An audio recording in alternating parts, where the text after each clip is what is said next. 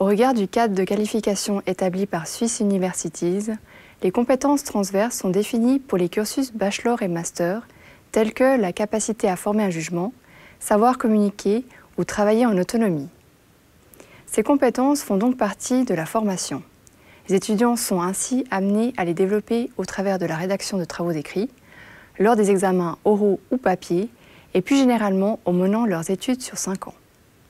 Or, les étudiants ne sont pas forcément conscients de cela.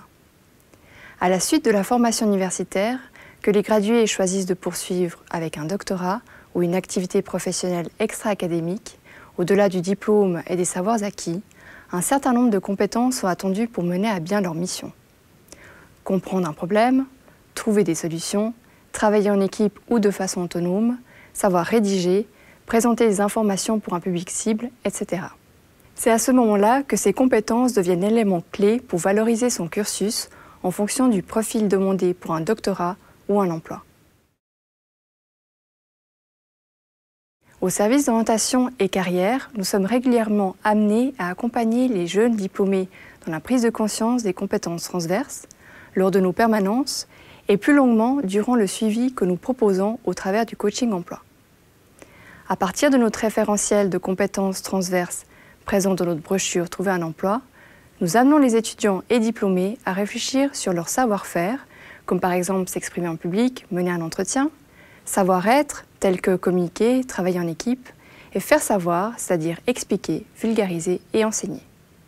Prendre conscience de ces compétences transverses pendant le cursus permettrait aux étudiants de constater leur évolution dans chaque compétence, d'être avertis de l'intérêt de ces compétences pour l'employabilité et, le cas échéant, de voir quelles compétences nécessiteraient d'être complétées, que ce soit des compétences en langue ou informatique, etc.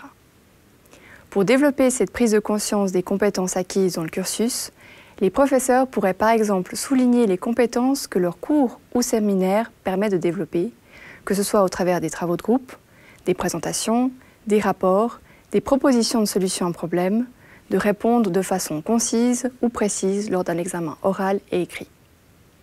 Pour terminer, il nous semble aussi judicieux d'amener les étudiants à faire des liens avec les compétences attendues pour mener à bien des activités professionnelles.